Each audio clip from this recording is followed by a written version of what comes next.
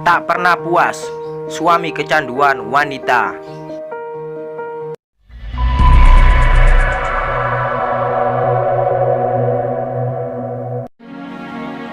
Alkisah, ada seorang laki-laki yang pernikahannya tak kekurangan suatu apapun. Karirnya berjalan dengan baik, dengan istri yang juga bekerja sehingga mereka bisa membangun rumah tanpa kredit sebelum krisis moneter dari uang yang ditabung.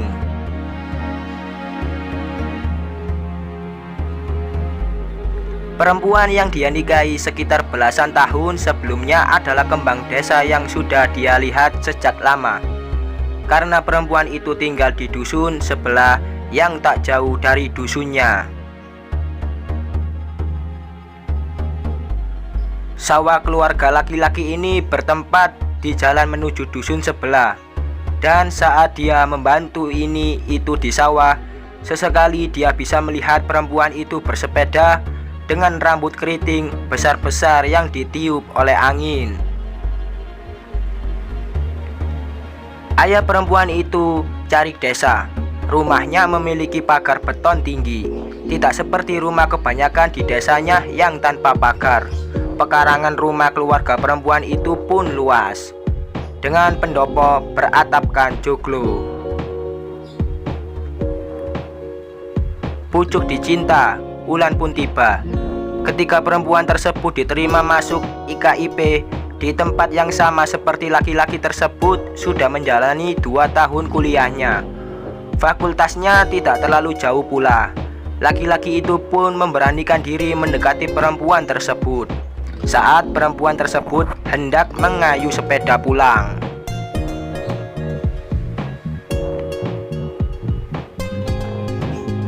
Di awal-awal, laki-laki tersebut menjaga jarak aman, agak jauh membuntuti dari belakang.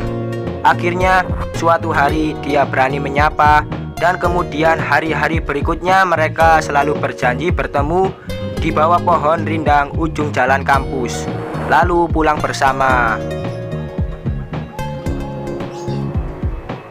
Laki-laki ini sempat pindah kota setelah lulus karena kerja.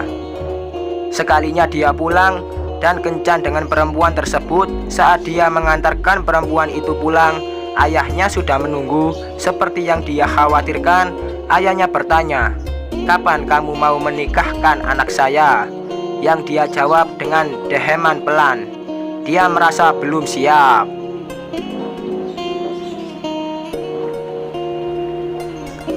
Dia baru saja mulai bekerja di kota lain. Itu pun tinggal di kontrakan kecil-kecilan. Karena keder, akhirnya dia menjauhi perempuan itu beberapa saat. Namun, dia akhirnya memutuskan untuk tetap bersama perempuan ini dan berjanji akan melamarnya. Setelah perempuan ini menyelesaikan skripsinya yang selalu tertunda, setelah perempuan itu lulus, mereka pun menikah.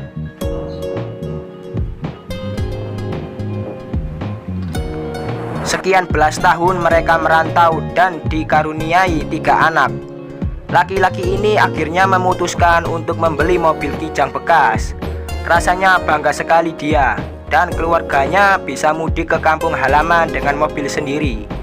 Meskipun terjebak di jalan menanjak di Nagrek selama berjam-jam dengan SIM A yang umurnya masih sebiji jagung.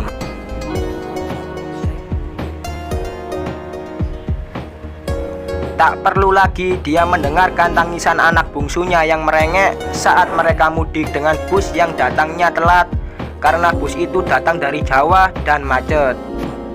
Setidaknya kalaupun macet, kali ini anak-anaknya bisa tidur di kursi belakang yang free on, AC-nya baru saja ditambah. Perempuan yang sudah jadi istrinya selama berbelas tahun itu pun bisa ketiduran tenang di sebelahnya. Dia pun bisa memutuskan jam berapa berangkat mudik untuk menghindari macetnya mudik.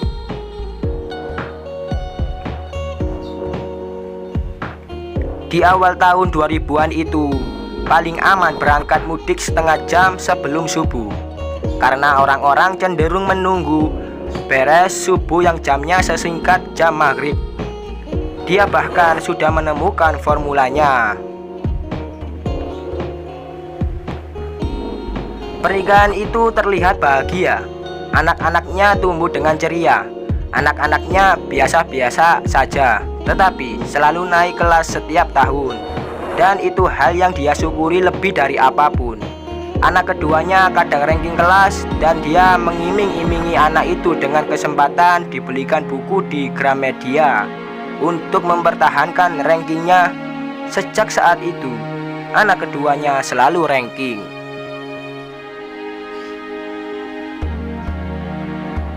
Dia sudah bisa mulai deposito di bank.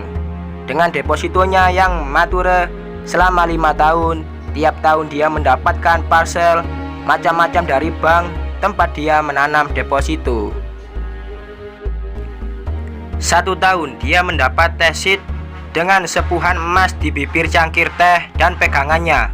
Istrinya suka sekali karena tesit mereka sejak pertama kali tinggal berdua setelah menikah sudah rompal sana sini, licin tergelincir saat dicuci. Tahun berikutnya ada tempat sajian makanan dari porselen, lagi-lagi dengan sepuhan emas, dengan kerangka metal yang memungkinkan tempat makanan itu diputar 360 derajat, sehingga tak perlu lagi lauk pauk itu diserahkan dari satu orang ke orang lainnya di meja makan. Istrinya tidak begitu suka karena tempat sajian makan ini rawan sekali pecah dan juga berat saat dicuci. Yang jelas tiap tahun selama 5 tahun berturut-turut mereka menantikan parcel lebaran itu, menanti apa yang akan mereka dapatkan dari bank. Dengan segala kerja keras dan tabungannya, akhirnya laki-laki itu berhasil mendapatkan hormat dari rekan kerjanya yang sukunya berbeda dengannya. Geng berdasarkan suku ternyata cukup lazim saat itu, dan dia selalu merasa menjadi outlier di lingkungannya.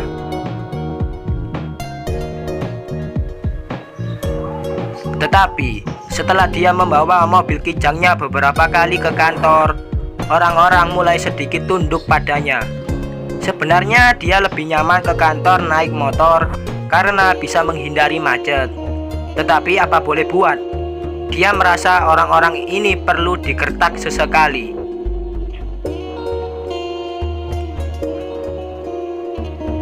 Di saat bersamaan, ada seorang wanita yang mulai meliriknya karena laki-laki ini mulai terlihat lebih menjanjikan dan punya mobil.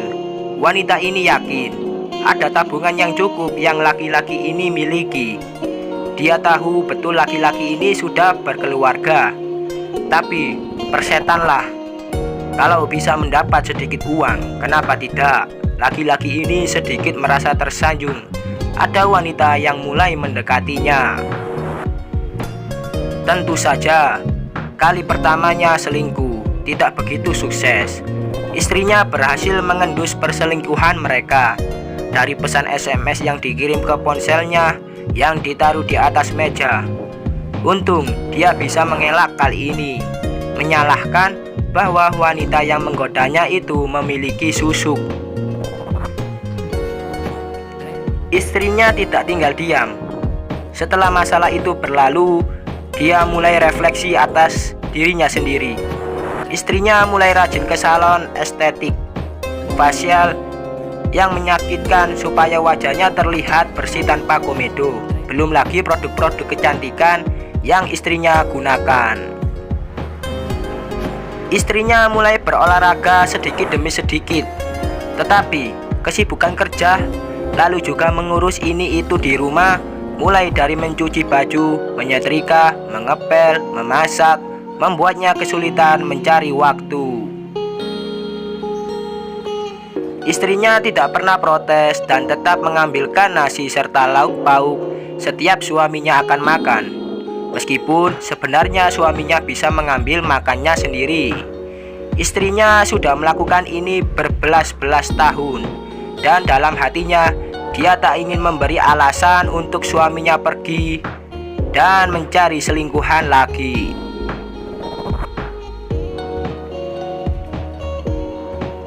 Pada saat yang bersamaan, suaminya mulai mencari tahu soal media sosial. Facebook adalah surga, dia pikir. Entah mengapa, ada banyak wanita yang bisa dia kontak, dia kirim pesan, dan mereka semua membalas pesannya. Bahkan ketika wanita-wanita ini mengetahui umurnya, mereka tetap membalas pesannya. Mungkin karena mereka pikir dia karismatik atau banyak uang. Entahlah, dia tak peduli. Dia merasa tervalidasikan oleh kontak dengan wanita-wanita ini. Pada saat yang bersamaan, dia mulai sadar bahwa anak-anaknya tidak bersikap sama lagi. Anak-anaknya sudah memutuskan untuk mengambil sisi ibunya sepertinya. Mereka tidak lagi seterbuka itu untuk cerita. Hanya berbicara seperlunya seperti meminta uang untuk SPP. Lalu mereka akan bersikap manis dan bersedia mengobrol di meja makan untuk sehari 2 hari. Namun, setelah mereka mendapatkan uang jajan atau SPP mereka kembali bersikap dingin. Sampai suatu hari, istrinya memutuskan untuk memperkerjakan seorang wanita, tetangga jauh mereka, untuk membantu mencuci baju dan bersih-bersih rumah. Karena ibu semakin sibuk dan lelah dengan pekerjaannya, suaminya pun pada saat yang bersamaan mulai lebih banyak bekerja dari rumah. Anak paling kecilnya merasa mengendus sesuatu, lalu memasang tabletnya diam-diam di balik lemari kaca di atas televisi.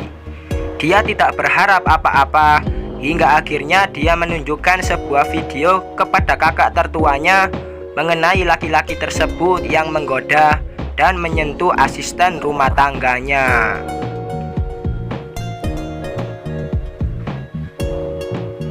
Semuanya terekam, tetapi mereka tidak ingin menunjukkan hal tersebut kepada ibu mereka.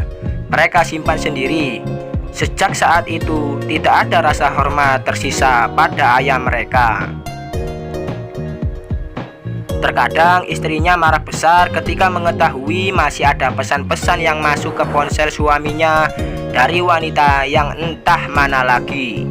Lama-lama istrinya lelah. Satu-satunya hal yang menahannya untuk mengajukan cerai adalah pendidikan anak-anaknya. Dia tidak akan sanggup membayar pendidikan anak-anaknya sendiri. Maka ditabah-tabahkan hatinya, dipanjang-panjangkan sabarnya. Ketika anak pertama dan kedua sudah lulus S1 dan mulai S2, bahkan kedua pasangan suami istri itu masih bersama. Meskipun istrinya tahu betul bahwa suaminya tidak pernah berhenti mengontak wanita yang bermacam-macam. Sakit hatinya terobati saat video call dengan anak-anaknya yang sudah berada di kota dan zona waktu berbeda. Hingga suatu hari, tanpa angin, tanpa hujan, pandemi menerpa kota yang ditinggali oleh suami istri tersebut. Mereka tidak bisa kemana-mana kalau tidak ingin mencari mati. Sekonyong-konyong, suatu hari, suami itu bertanya pada istrinya, apakah dia dibolehkan untuk pergi ke luar kota hari itu. Anaknya sakit kritis. Anaknya ini adalah anak dengan wanita lain yang saat itu sudah kelas 1 SD. 3 anak lainnya sebenarnya sudah tahu karena mereka punya akses ke media sosial ayahnya dan bisa men-track down wanita selingkuhan teranyar ayah mereka. Bahkan 3 anak ini sudah tahu kalau ada indikasi bahwa ayahnya memiliki anak di luar nikah dengan wanita lain. Istrinya tertampar keras. Anak-anaknya juga mendadak berubah sangat benci dengan ayah mereka. Mereka tiba-tiba punya saudara tiri yang sudah kelas 1 SD dalam keadaan kritis pula. Keadaan gonjang-ganjing dan tidak ada penyelesaiannya. Istrinya menolak suaminya pergi untuk menemui anaknya yang kritis itu. Keadaan pandemi tidak memungkinkan untuk bepergian jauh. Suaminya akhirnya tidak pergi. Tetapi di hari itu pula kabar tiba bahwa anaknya yang kritis itu kondisinya memburuk dan meninggal. Wanita itu, ibu dari anak yang meninggal tersebut, di kemudian hari memutuskan untuk burning the bridge ke antara dia dan si suami tersebut. Mungkin hingga saat ini suami itu menyesal. Istri sahnya sudah ingin menyelesaikan semuanya dan bercerai, karena ketika anaknya toh sudah mulai mandiri juga. Sementara itu, si suami mungkin merasa sangat bersalah karena tidak bisa menemani anaknya yang akhirnya meninggal itu. Wanita selingkuhan itu, entahlah, mungkin juga diliputi rasa bersalah yang amat dalam karena anaknya meninggal, dan mungkin juga menyalahkan si suami habis-habisan.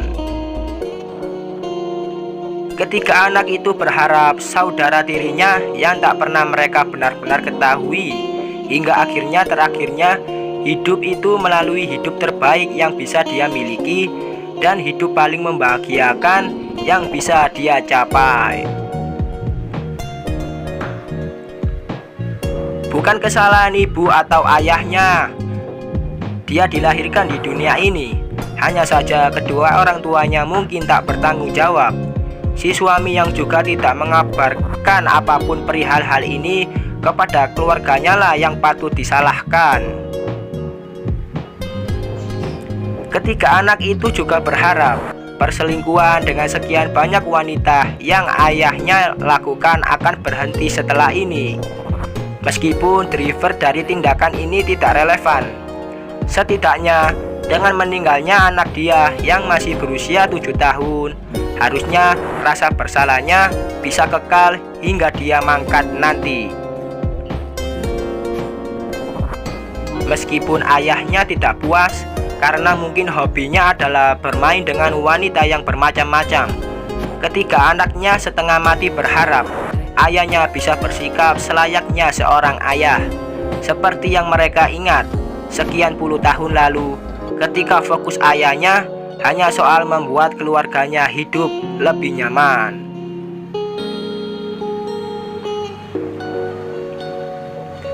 Sekian.